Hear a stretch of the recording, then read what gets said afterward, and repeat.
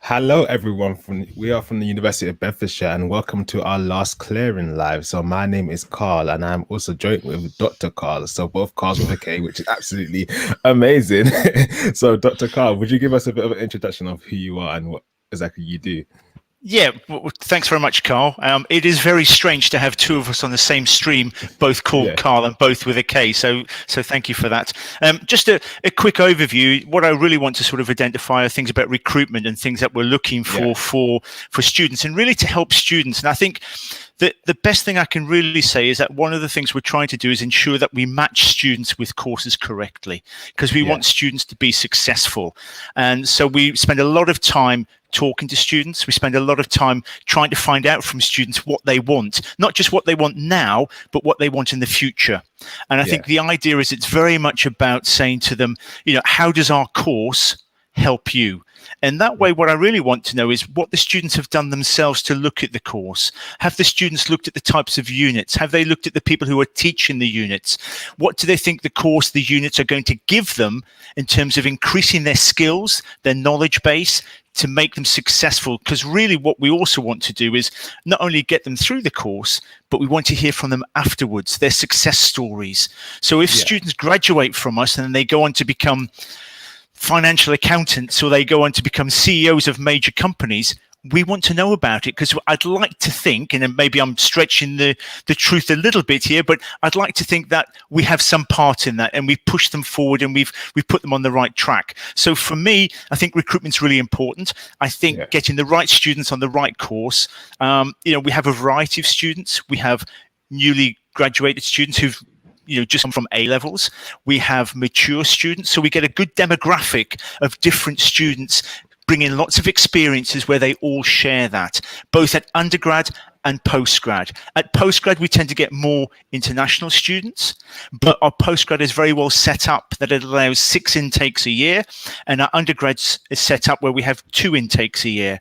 yeah, So there's lots of opportunity, but really a lot of it is about what do students want. We try yeah, and mix and match. We try and give them those opportunities, but students have to do a bit of research themselves. Students have got to think about yeah. what they want. So that's it in a nutshell to a certain extent, Carl. But is there any sort of specific things that you think Um, students? Go on, sorry. No, it's fine. Well, Carl, what I think is I would like to touch upon you said about success stories, which I don't think Yep. much people speak about. Okay. How exactly do you guys like collect success stories and like obviously push them out to other students for students to see and find out a lot more? Yep. Okay. So I have to hold my hand up and say I'm quite new to social media because Yeah, of my age. I have children who are involved in that, but generally through social media, through our alumni. I've got to say, lots of our staff keep in contact with our graduating students because, believe it or not, lots of graduating students come back looking for references. So they yeah, come back and actually, for them, it's quite nice to see the same person who's still there. Maybe the same person doesn't want to be there, but they've realized that they've just spent the last 10 or 15 years of their life working in one institution. And that's really good as well, because they've made a huge contribution to that institution. So we try to keep in contact with students as much as possible. But yeah, again, sometimes students will move and not tell us that they've moved, and they just tend to get in touch when they want something, which again is still okay. And I think it's important to recognize that we want to hear from them. yeah. That's amazing. In regards with the recruitment process and stuff, what tips would you have for students when it comes to that kind of process? Um, okay, I mean, at the moment, we're seeing a really strange recruitment process because Yeah, of the changes due to the pandemic, where lots of our A-level students have been having teacher-assessed grades given to them. okay, They've been given, can we say, slightly higher grades? yeah, And what that's allowed them to do is rethink what they want to do. So they're holding on to their offers, they're holding on to their decisions for quite some time at the moment. So we're seeing a bit of a lag in terms of students actually committing to a university. yeah, But I think the tips for me, it's very much about saying, what do I want to do in the future, which is really quite hard. So it could be, what course gives me more opportunities? Does the yeah, course, for instance, have professional accreditation? Is that through the CIM? Is it through ACCA and for accounting bodies, for the marketing bodies?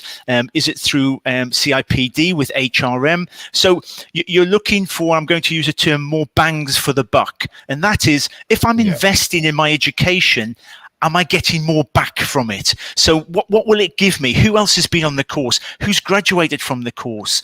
What stories can I see on the website? So these are all things that students can do to look to see, actually, is this the course I want to do? And then I guess to a certain extent, Karl, it's about committing. And then it's about doing the best that you can, whether it's first year, which doesn't always go towards your overall degree classification, but it sets your mind in a mindset that says, this is what I have to do. So I think, those are the types of things, it's looking at the course. Is it right for me? Does it give me lots of options? Are there certain units in there? For instance, I might be doing an HRM course, but does it have a little bit of IT in it? Because when you apply for a job at the moment, Karl, and I apply for a job, we do it all electronically. It's a different mechanism now in terms of how people are going through process. So I think having a variety of different elements within that, obviously maybe having a degree that's a double degree that gives you different avenues. So I think there are lots of things to talk about, but we're always here at the other end of the phone. We're always here at the email if students want to contact us, so we can try and help and guide them. Even if they don't come to our university, I still feel as if we're giving them the right information, if we're giving them the right support and guidance, I'd like them to be successful.